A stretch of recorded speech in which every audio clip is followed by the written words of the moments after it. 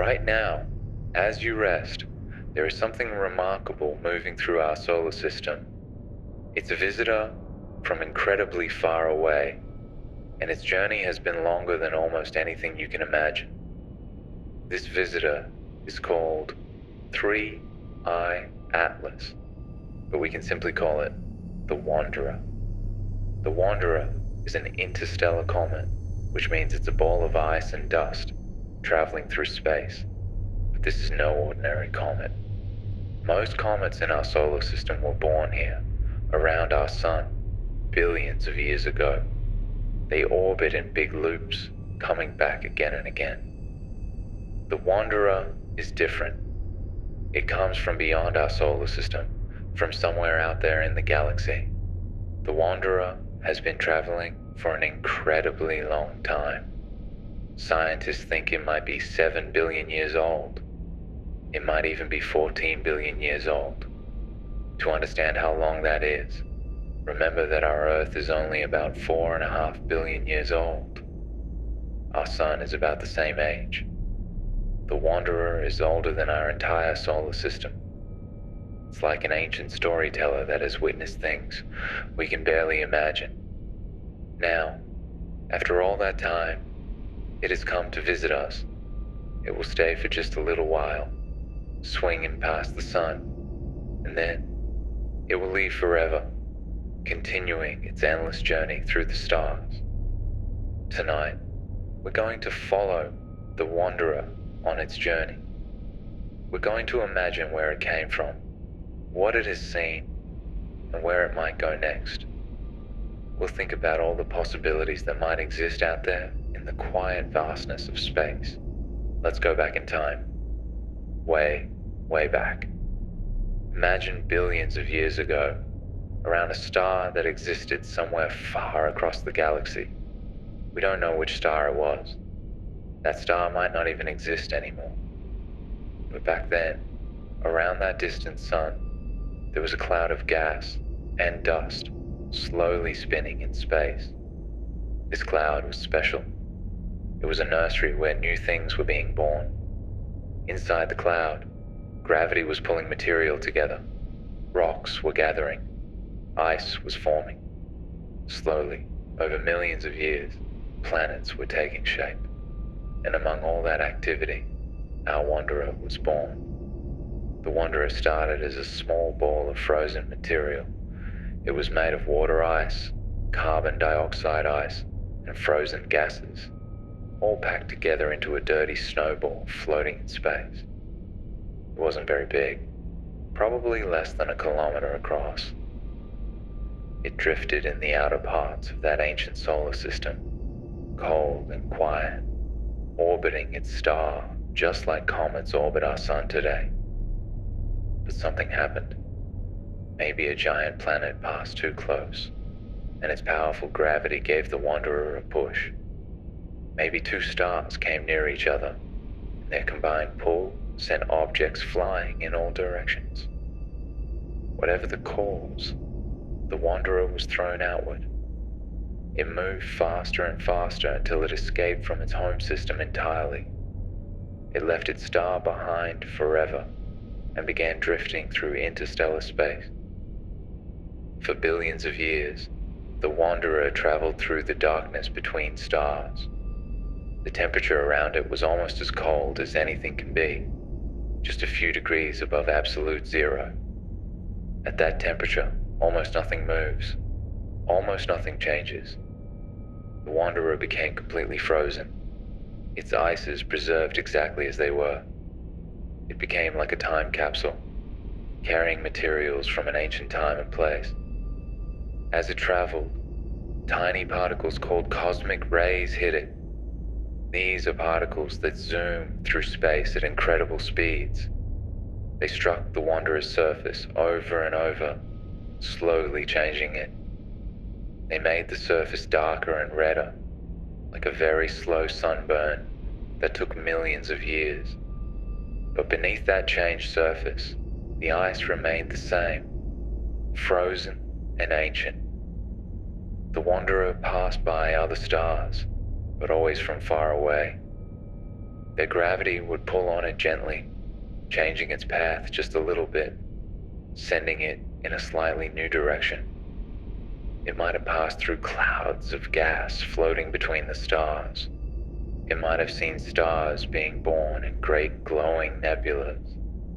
It might have passed near star clusters, groups of hundreds of stars born together. But the Wanderer couldn't stop.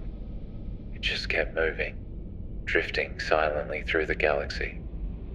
During its journey, the Wanderer saw things we can only imagine. The galaxy is full of wonders. There are regions where stars are packed so close together that their light fills the sky. There are dark clouds of dust where new stars are just beginning to form. There are massive stars that burn bright and die young, exploding in spectacular supernovas.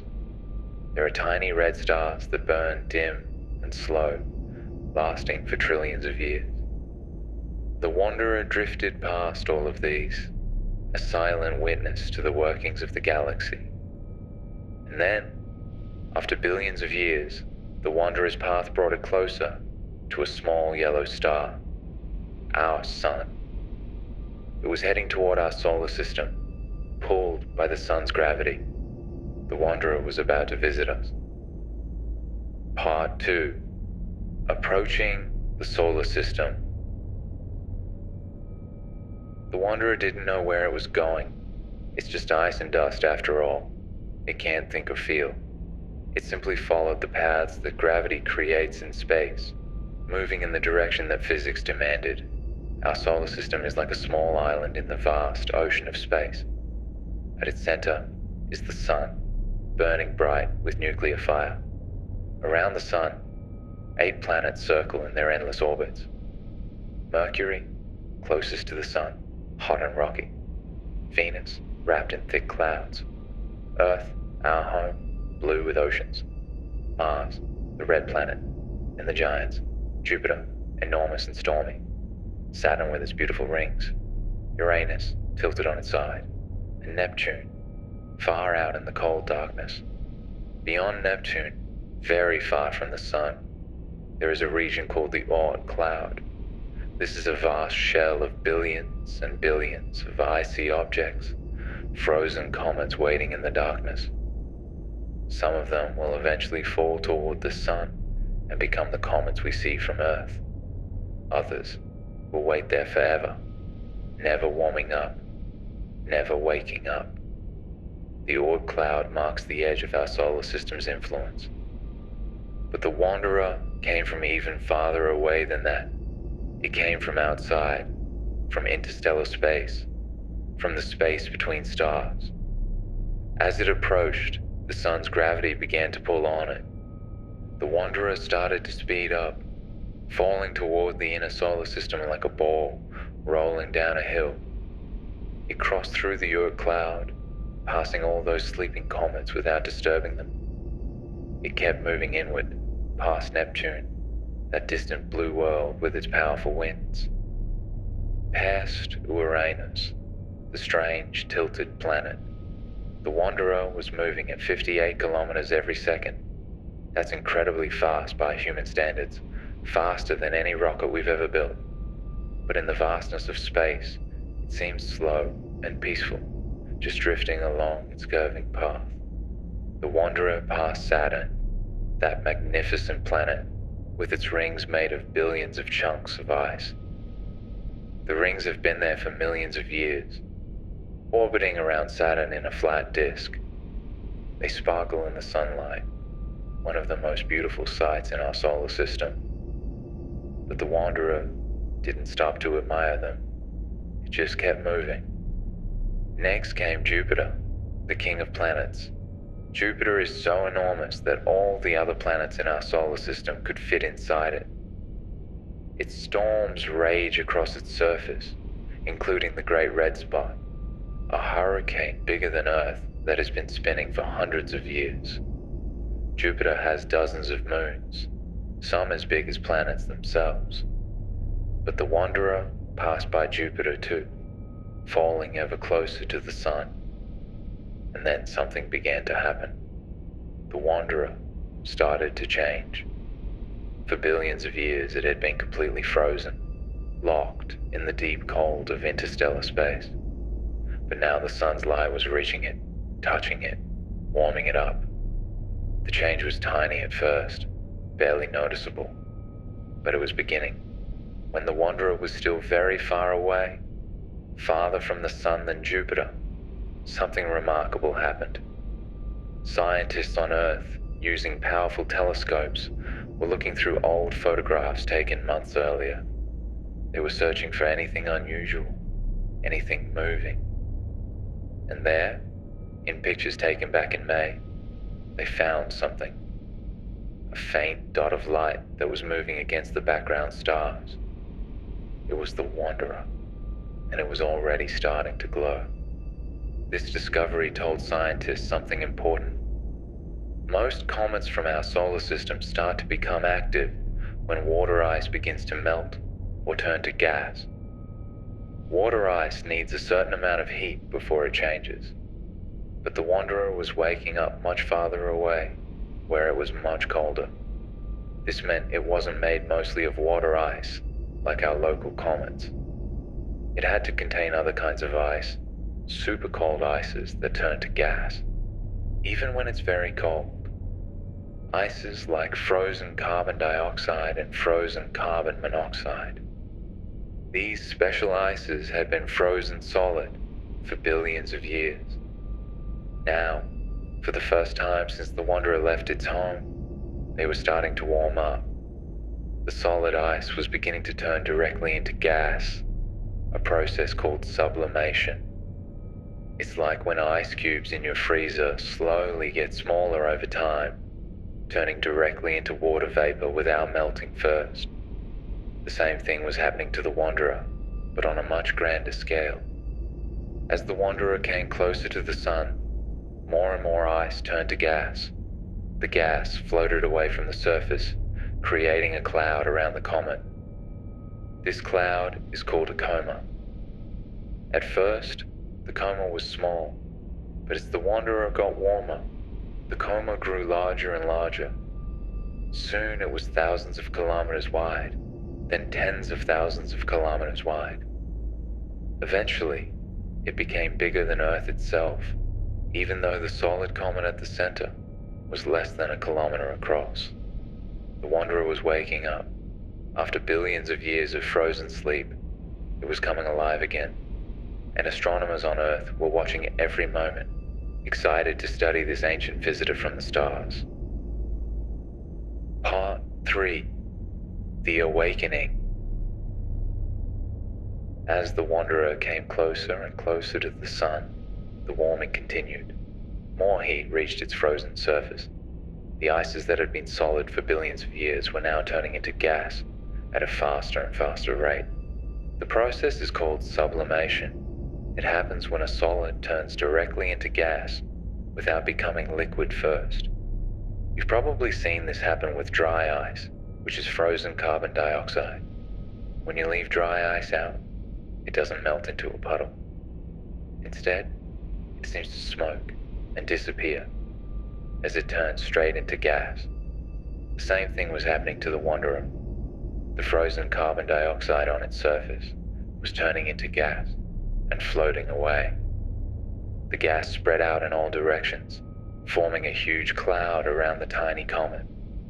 This cloud, called a coma, kept growing. It reached 10,000 kilometers across, then 20,000 kilometers, then even more. Soon, the coma was larger than Earth, even though the actual comet inside was smaller than a mountain. The coma was made of gas and tiny dust particles that got carried along as the ice turned to gas. Scientists on Earth pointed their telescopes at the Wanderer. They took pictures. They measured the light coming from it. They broke that light into different colors to see what chemicals were present. And what they discovered was surprising. Very surprising. Most comets in our solar system are made primarily of water ice. When they warm up, they release mostly water vapor. But the Wanderer was different. It was releasing carbon dioxide gas, lots and lots of carbon dioxide. In fact, it was releasing 8 times more carbon dioxide than water. This was almost unheard of. No comet from our solar system acted like this. The measurements showed that the Wanderer was releasing about 129 kilograms of carbon dioxide every single second. That's like filling up a bathtub every second. At the same time, it was only releasing about 6.5 kilograms of water per second. This strange ratio told scientists that the Wanderer must have formed in a very different place than our solar system's comets. It came from a place where carbon dioxide ice was more common than water ice. There were other mysteries too. Scientists detected nickel atoms in the gas. Nickel is a metal, and it shouldn't be floating around as a gas under normal conditions. But somehow, nickel was being released from the comet. Even stranger, there was no iron detected, even though nickel and iron usually appear together in space. This was puzzling. Scientists think that maybe the nickel formed a special compound with carbon monoxide, which then broke apart in sunlight, releasing the nickel atoms.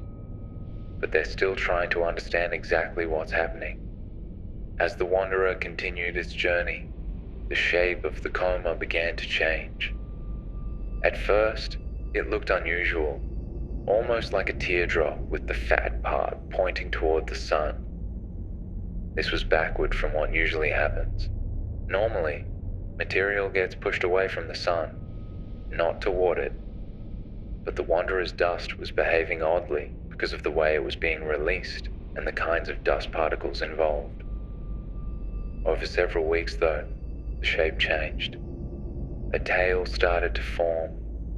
This tail pointed away from the sun, as comet tails should.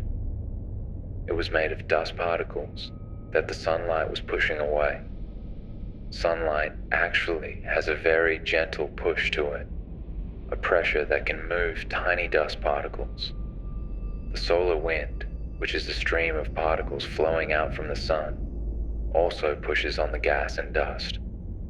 Together, these forces create the beautiful tails that make comets so spectacular.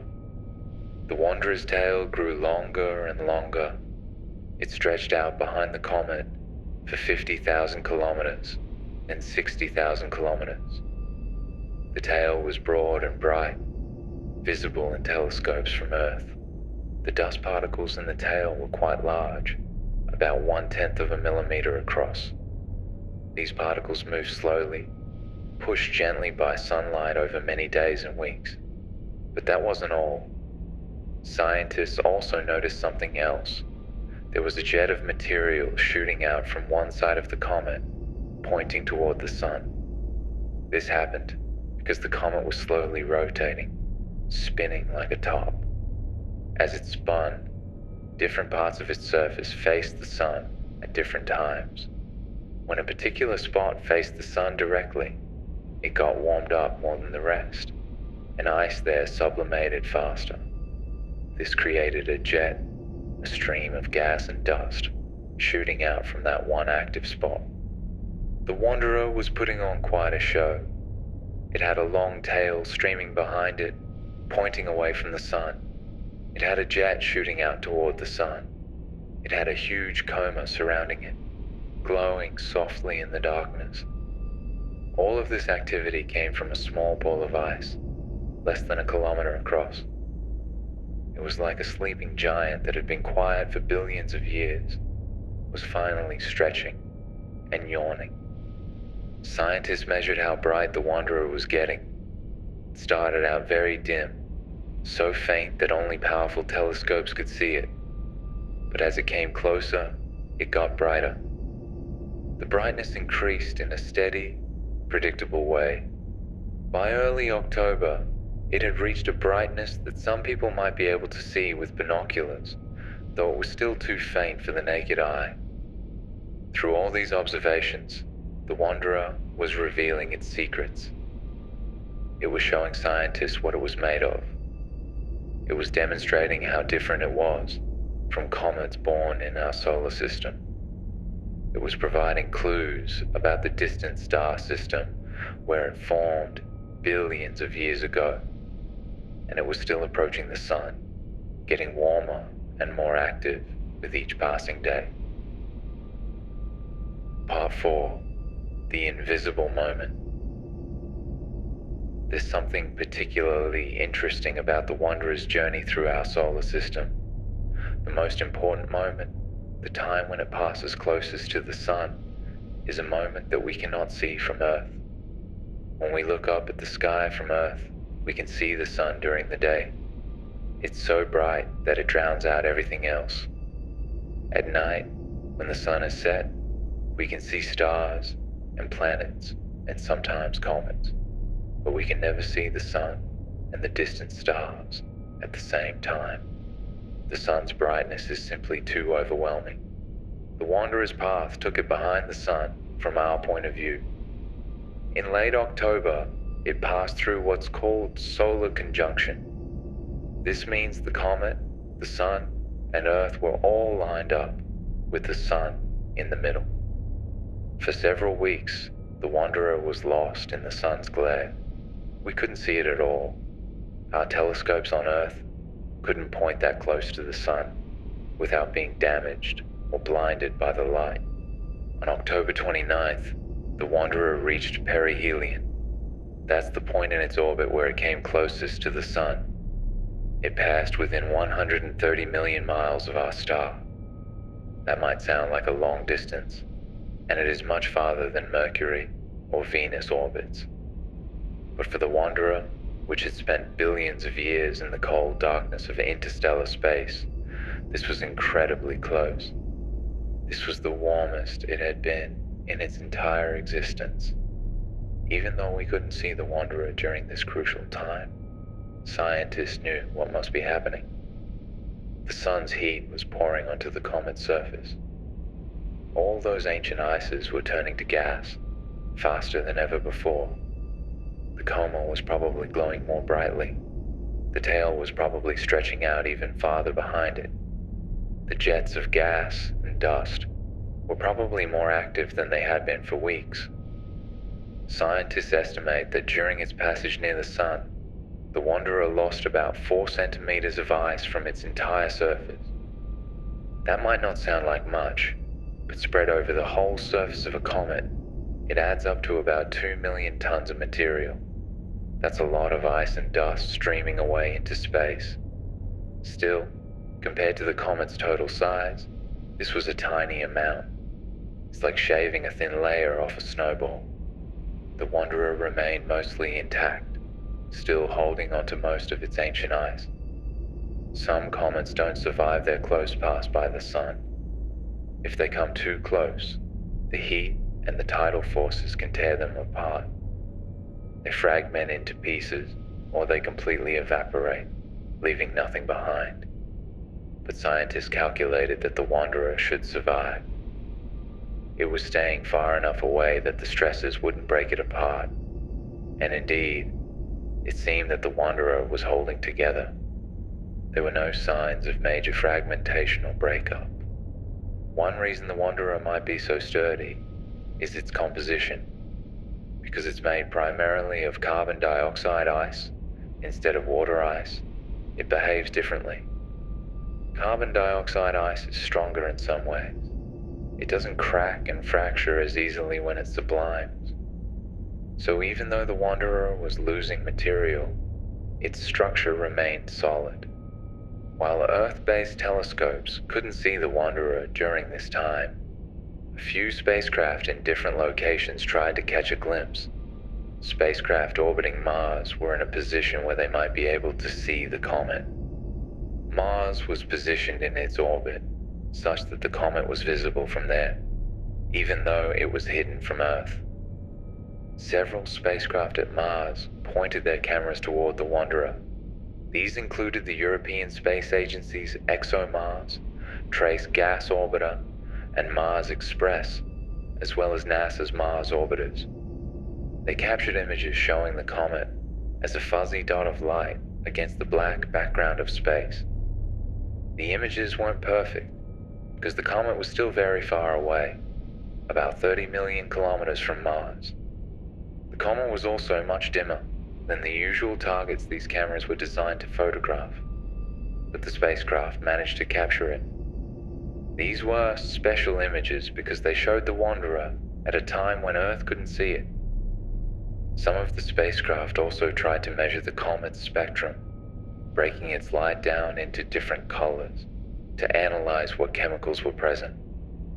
These measurements would take time to analyze, but they would eventually add to our understanding of the Wanderer's composition. As October 29th passed, the Wanderer swung around the Sun and began moving away. It had reached its closest point and was now heading back out toward the outer solar system. It was still hidden from Earth's view, but soon it would emerge from behind the Sun's glare. In November, it would become visible again in the pre-dawn sky. Astronomers all over the world were waiting eagerly to see how it had changed. Would it be brighter? Would it have new features? Would perihelion have altered it in unexpected ways? For now, though, the Wanderer was invisible to us, passing through its most active and dramatic moment, hidden behind the brilliance of our star. It's almost poetic, in a way. This ancient visitor, this traveler from another star system, experiencing its closest encounter with our sun in complete privacy, shielded from our view by the very star it was visiting. Part 5. What might be out there? The Wanderer makes us think about something profound. It makes us wonder about all the other things that might exist out there in the vast universe, things we've never seen and maybe never will see. Our galaxy, the Milky Way, is enormous. It contains somewhere between 200 billion and 400 billion stars. That's such a huge number that it's hard to even imagine. Each one of those stars is a sun, potentially with its own family of planets, moons, asteroids, and comets. Around many of these stars, scientists now know there are planets. We've discovered thousands of planets orbiting other stars, and we're finding more all the time. Some of these planets are hot gas giants bigger than Jupiter. Some are rocky worlds like Earth. Some orbit very close to their stars, completing a year in just a few days. Others orbit far away in the cold outer regions of their solar systems. And if there are planets, there are probably moons too, and asteroids, and comets, just like the Wanderer. In fact, scientists believe there must be trillions upon trillions of comets floating through interstellar space. Most of them were ejected from their home solar systems long ago, thrown out by close encounters with giant planets or disturbances from passing stars. But here's the thing. We can't see these distant comets. They're too small and too far away. Even our most powerful telescopes can barely see planets around other stars, and planets are much bigger and brighter than comets. A small, dark comet floating between stars is essentially invisible to us. It's too faint, too distant, too cold. So the only way we can study comets from other solar systems is when they come to us, like the Wanderer has done. These interstellar visitors are precious opportunities. They're samples from distant places, messengers from other star systems, carrying information about places we cannot visit. Think about how many interstellar comets might be out there right now, drifting through the galaxy. Most of them will wander forever, never coming close enough to another star to warm up and become active. They'll just drift through the cold darkness for trillions of years, frozen and silent. But occasionally, by pure chance, one will pass near a star. It will warm up, develop a coma and tail, and briefly come alive before moving on. Each interstellar comet carries a story. It can tell us about the star system where it was born, The chemicals in its ice reveal what materials were present in that distant protoplanetary disk billions of years ago. The Wanderer, for example, has told us that some places in the galaxy have much more carbon dioxide than our solar system does. This suggests that conditions vary widely from one star system to another. The universe is more diverse than we might have thought. Imagine what else might be out there. Maybe there are solar systems where planets are made of materials we've never imagined. Maybe there are worlds covered entirely in water, with oceans hundreds of kilometers deep, and no land at all. Strange creatures might swim in those depths, under skies lit by stars very different from our sun. Maybe there are planets that orbit very close to cool red dwarf stars. These planets would be tidally locked, always showing the same face to their star, just like the moon always shows the same face to Earth. One side would be in permanent daylight, the other in permanent darkness. Life on such a world would be very different from life on Earth. Maybe there are solar systems with multiple stars. Planets might orbit binary star systems, seeing two suns rise and set each day. Or there could be planets that swing in figure-8 orbits around two stars, experiencing complex seasonal changes that we can barely imagine. Maybe there are planets around old, ancient stars that formed when the universe was very young. These worlds would have had billions and billions of years for things to develop. Or maybe there are very young planets around stars that formed recently, worlds still hot from their formation, with volcanoes everywhere and atmospheres thick with steam. Maybe there are moons that are more interesting than their parent planets. We know in our own solar system that moons can be fascinating. Europa, a moon of Jupiter, has an ocean of liquid water beneath its icy crust. Titan, a moon of Saturn, has lakes and seas of liquid methane and ethane.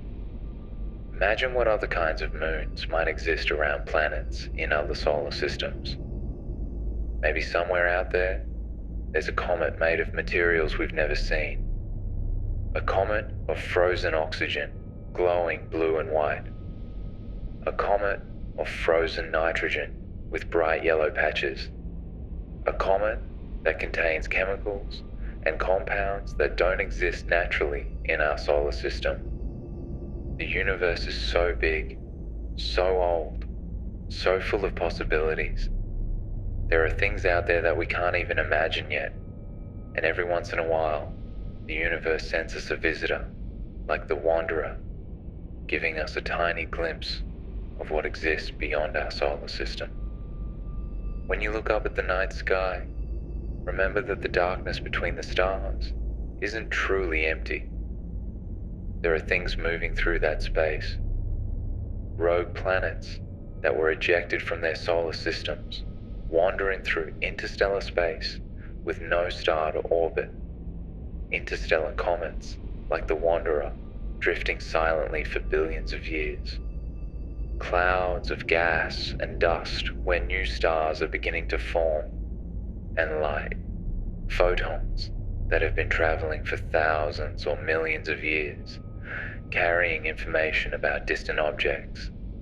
Everything in the universe is connected through space and time.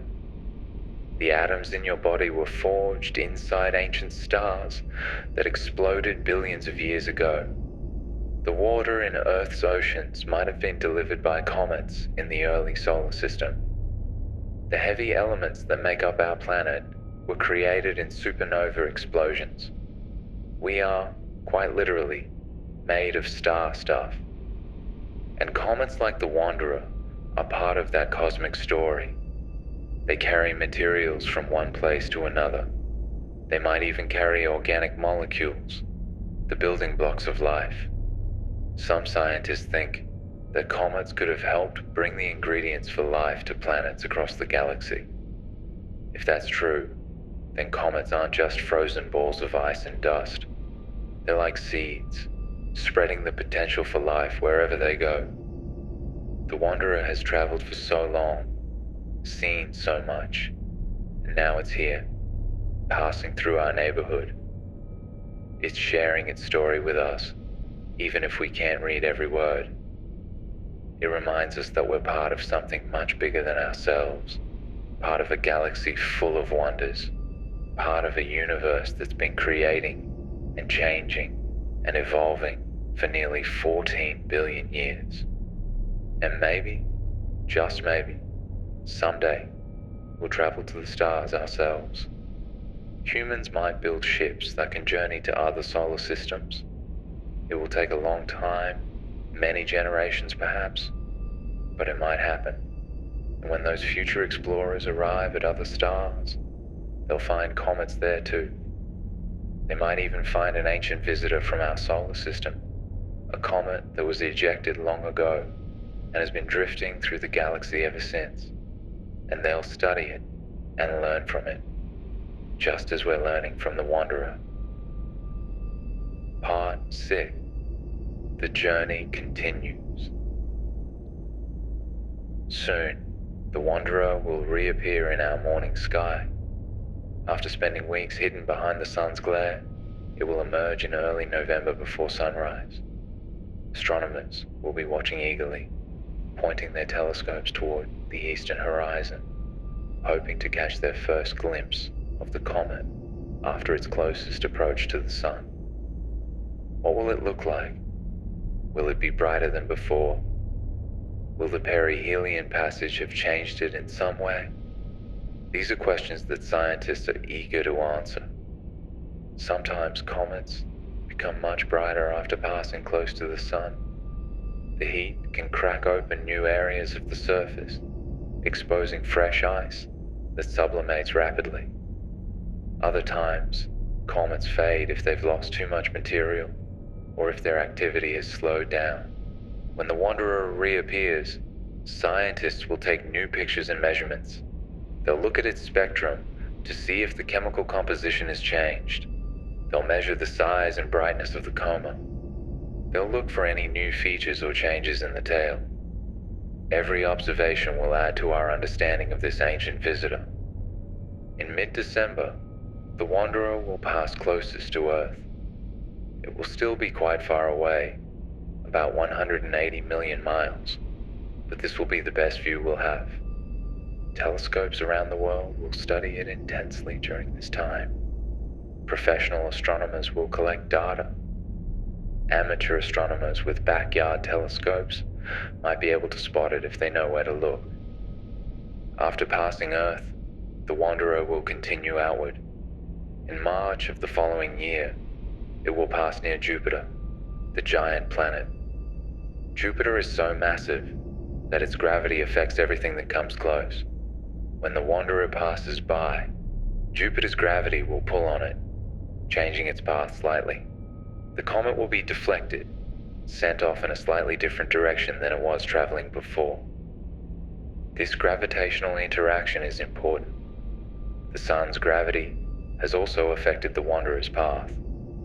When an object from interstellar space falls into a solar system, it comes in on one trajectory, curves around the star, and then leaves on a different trajectory. The Wanderer came into our solar system from one direction, and it will leave in another direction. It's been permanently altered by its visit to us.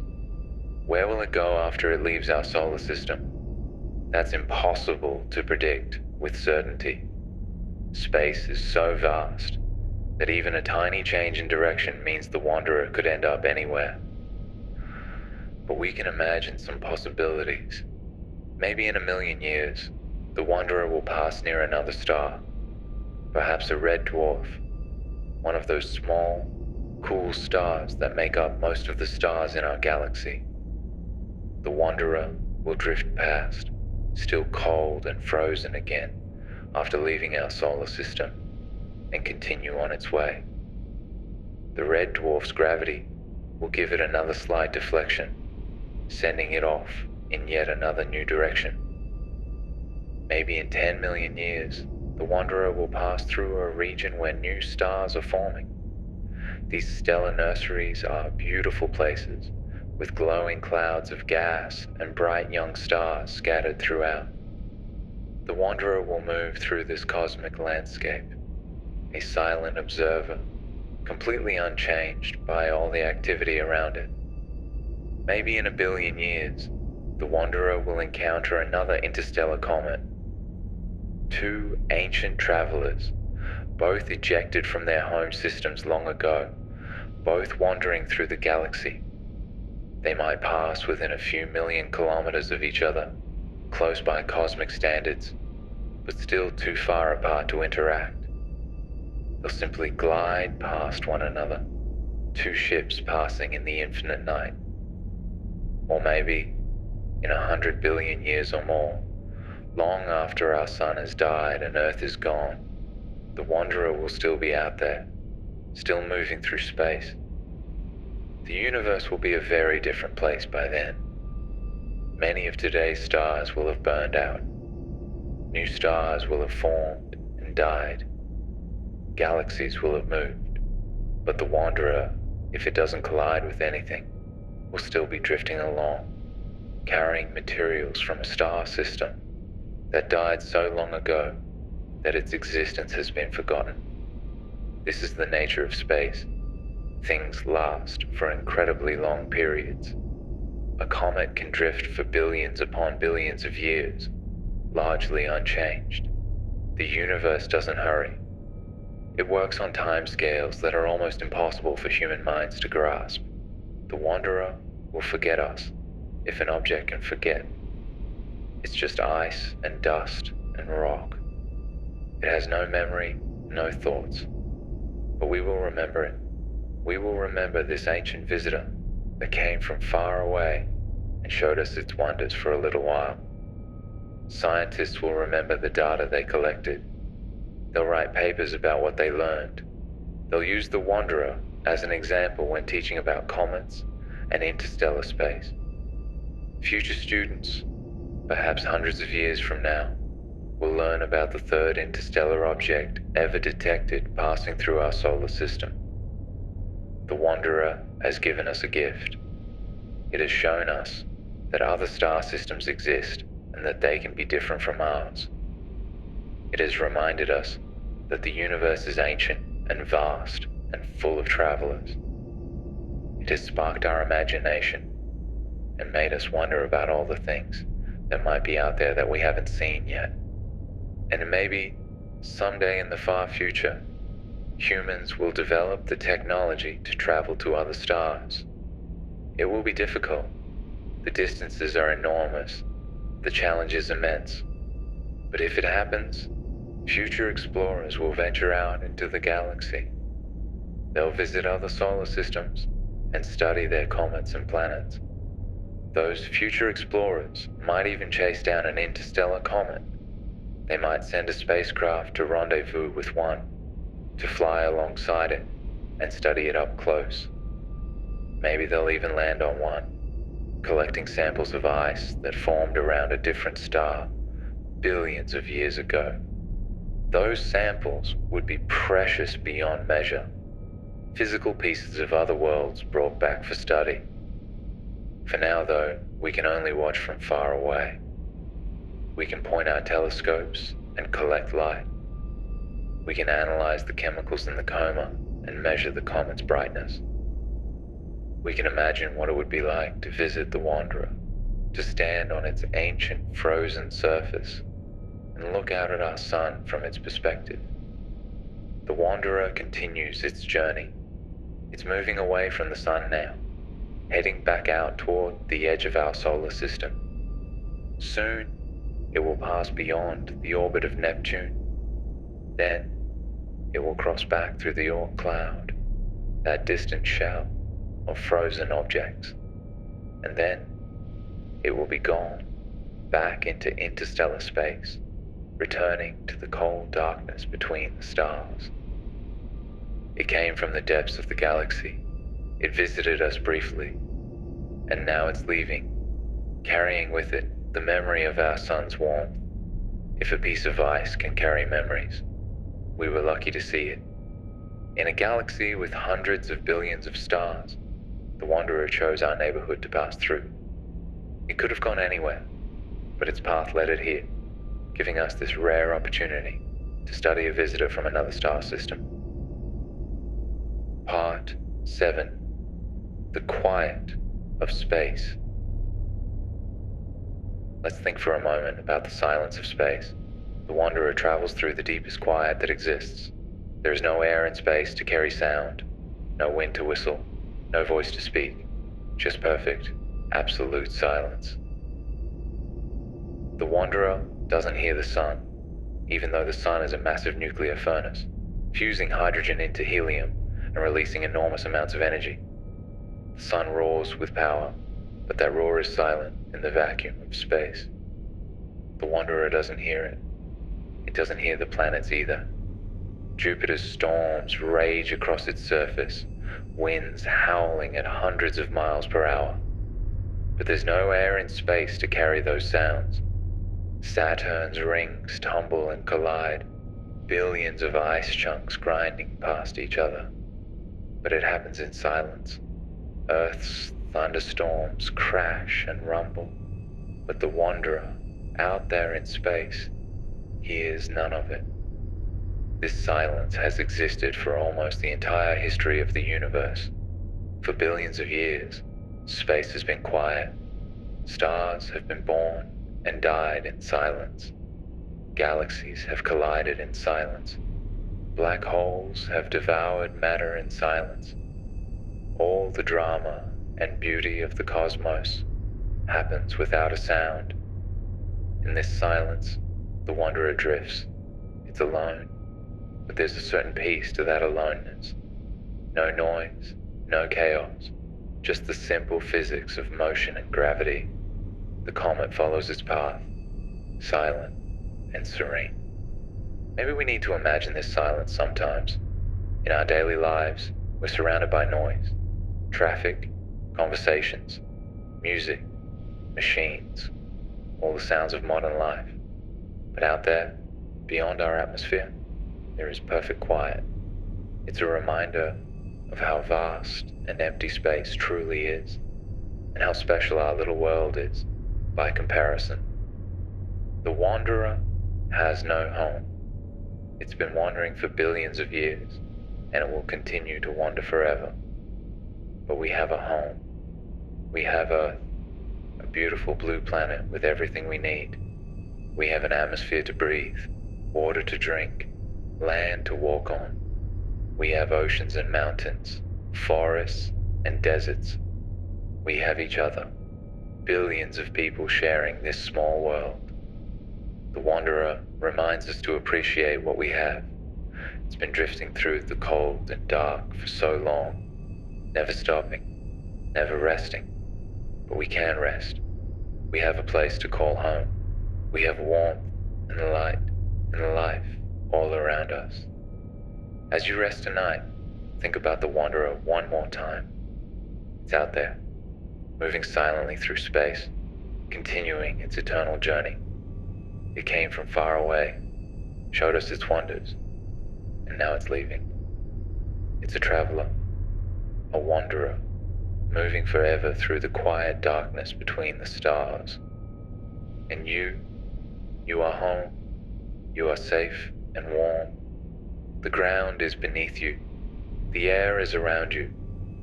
You are part of something special, part of a living world full of beauty and wonder. The Wanderer drifts through the silence, but you are here, in a place where there is sound and life and warmth. Rest now.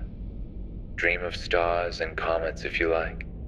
Dream of the vastness of space and the ancient journey of the Wanderer. Dream of all the possibilities that might exist out there in the universe.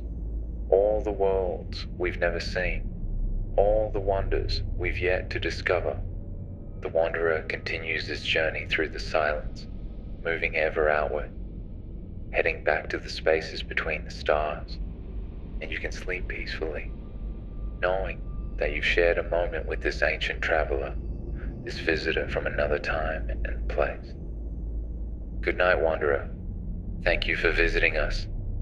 Safe travels through the stars. The wanderer moves on through the darkness of space, silent and alone, carrying its ancient secrets with it. Its journey is far from over. In fact, it's really just beginning again. After this brief visit to our solar system, after feeling the warmth of our sun for the first time in billions of years, it returns to the cold. But something has changed. The wanderer's path has been altered by the sun's gravity. It's heading off in a new direction now, toward a new destination somewhere in the galaxy. Maybe in millions of years, it will pass another star. Maybe it will witness things we can't even imagine. Maybe it will drift for billions more years, unchanged and unchanging. We were lucky to see it. In the vast emptiness of space, in a galaxy with hundreds of billions of stars, this small frozen visitor happened to pass through our neighborhood. It could have gone anywhere, but it came here. And for a few months, we got to study it, learn from it, and wonder about it. The wanderer has given us a gift, a glimpse of something beyond our solar system, a sample from another place and time. It has reminded us that we are part of something much larger than ourselves, part of a galaxy full of wonders, part of a universe that has been creating and changing for nearly 14 billion years. And now, as the wanderer moves away, back into the depths of space, back into the silence and the darkness, we say goodbye. We thank it for its visit. We thank it for the mysteries it has revealed and the questions it has raised. The universe is full of wanderers like this one, full of travelers moving silently through the dark. Most of them we will never see, but every once in a while, one passes close enough for us to notice, close enough for us to study, close enough for us to appreciate. Sleep well, knowing that out there, right now, the wanderer is moving through space. Sleep well, knowing that the universe is vast and ancient and full of wonders.